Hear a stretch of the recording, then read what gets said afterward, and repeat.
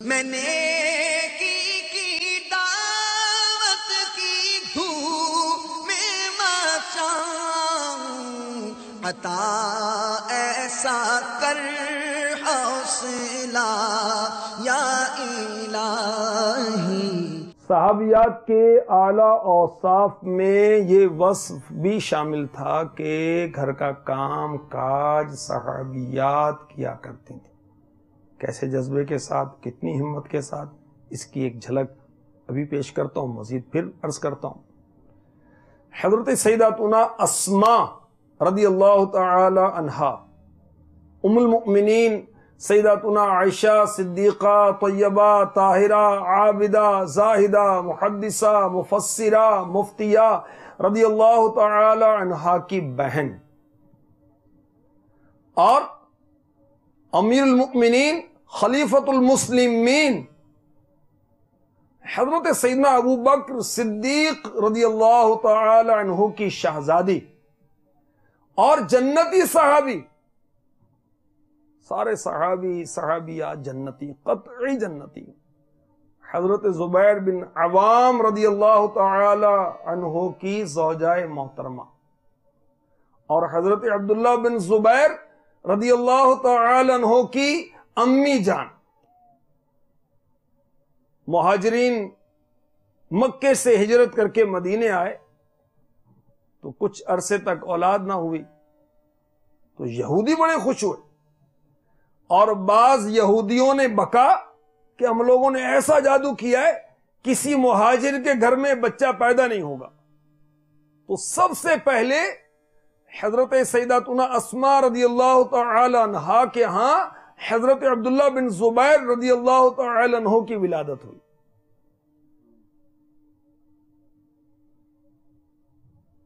حضرت سیداتنا اسماء رضی اللہ تعالی عنہا نے اپنے اس شہزادے کو بارگاہ رسالت میں بھیجا۔ سبحان اللہ، آقا علیہ الصلوۃ والسلام سے کیسی محبت ہے کہ بچے کی آمد ہوئی، بارگاہ رسالت میں حاضر کیا، اور میرے آقا علیہ الصلوۃ والسلام بچوں سے کیسی محبت فرماتے ہیں۔ سبحان اللہ، اپنی مقدس گود میں حضرت عبداللہ بن زبیر رضی اللہ تعالی عنہ کو لیا، کھجور منگوائی، چبائی اور ان کے منہ میں ڈالی، نام رکھا عبداللہ، اور خیر و برکت کی دعا فرمائی۔ تو حضرت عبداللہ بن زبیر رضی اللہ تعالی عنہ کی خوش بختی دیکھیے کہ سب سے پہلی غذا جو ان کے شکم میں گئی وہ میرے آقا علیہ الصلوۃ والسلام کا لعاب دہن اقدس تھا۔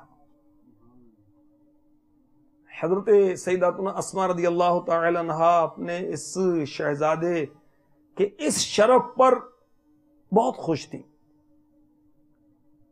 ان کے شوہر حضرت زبیر رضی اللہ تعالی عنہ رشتے میں پیارے آقا علیہ الصلوۃ والسلام کے پھوپھی زاد تھے، اور مہاجرین میں یہ غریب تھے مالی لحاظ سے۔ حضرت سیداتنا اسماء رضی اللہ تعالی عنہا نکاح کے بعد جب ان کے گھر آئیں تو گھر میں کوئی غلام نہیں تھا، کوئی کنیز نہیں تھی، تو گھر کا سارا کام دھندا حضرت سیداتنا اسماء رضی اللہ تعالی عنہا خود ہی کیا کرتی تھی۔ اور صرف گھر کا کام ہی نہیں، جو گھوڑا تھا حضرت زبیر بن عوام رضی اللہ تعالی عنہ کا، اس کو مالش بھی کرتی تھی، اس کا گھاس دانا بھی آپ ہی اسے ڈالا کرتی تھی۔ اونٹ کی خوراک کے لیے آپ باغ میں جاتی، کھجور کی گٹھلیاں چن کر گٹھڑی بنا کر سر پر لاد کر گھر پہ لایا کرتی۔ یہ مشقت دیکھ کر آپ کے پدر حضرت سیدنا ابو بکر صدیق رضی اللہ تعالی عنہ نے ان کو ایک غلام عطا کیا تاکہ ان کے کاموں کا بوجھ ہلکا ہو جائے۔ آپ فرمایا کرتی کہ ایک غلام دے کر گویا میرے والد نے مجھے آزاد کر دیا۔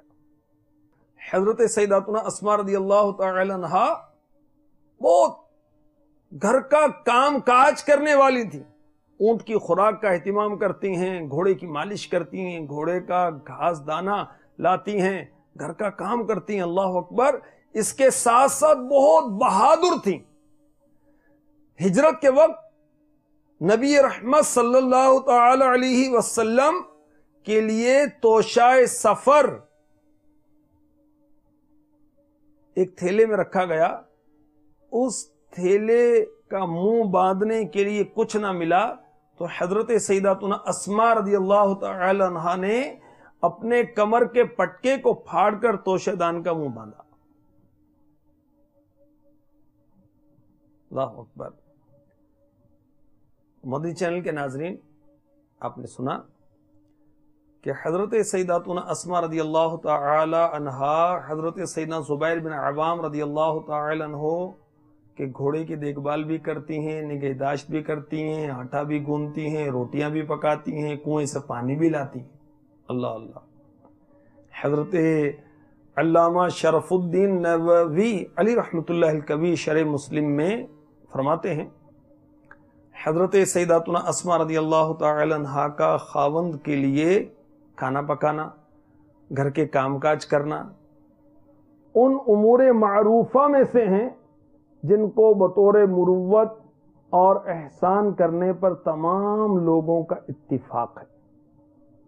عورت خاوند کے لیے روٹی پکاتی ہے، کپڑے دھوتی ہے، دیگر معاملات میں اس کی خدمت کرتی ہے، یہ تمام عورت کی طرف سے خاوند پر تبرع اور احسان ہے، نیکی ہے۔ حسن معاشرت اور افعال معروفہ ہیں، عورت پر ان میں سے کوئی چیز واجب نہیں ہے۔ ٹھیک ہے، واجب نہیں ہے کہ شوہر اس کو آنکھیں دکھاتا ہے، ہاتھ دکھاتا ہے، چیز اٹھاتا ہے کہ تو کام نہیں کرتی گھر کا، واجب نہیں ہے اس پر۔ یہ اس کی طرف سے نیکی ہے کہ وہ گھر کا کام کرتی ہے، بچوں کی خدمت کرتی ہے، بچوں کو نہلاتی دھلاتی ہے اور کپڑے دھوتی ہے، کھانا پکاتی ہے، گھر کی صفائی کرتی ہے۔ حضرت علامہ نووی علی رحمۃ اللہ الکبی لکھتے ہیں، اگر عورت ان کاموں میں سے کوئی کام نہ کرے، روٹی پکانا، کپڑے دھونا، وہ گناہگار نہیں ہوگی، اور خاوند پر لازم ہوگا کہ وہ عورت کے لیے پکے پکائے کھانے، دھلے ہوئے کپڑے مہیا کرے، اور خاوند کے لیے جائز نہیں کہ وہ ان کاموں میں سے کسی کام کو عورت پر لازم کرے۔ عورت از خود جو ان کاموں کو کرتی ہے یہ اس کی عادت جمیلہ ہے، اچھی عادت ہے، جس پر شروع زمانے ہی سے آج تک کی عورتیں قائم ہیں۔ عورت پر واجب ہے کہ شوہر کے گھر میں رہے۔ میں نے کی دعوت کی دھوم میں مچاؤں، عطا ایسا کر حوصلہ یا الہی۔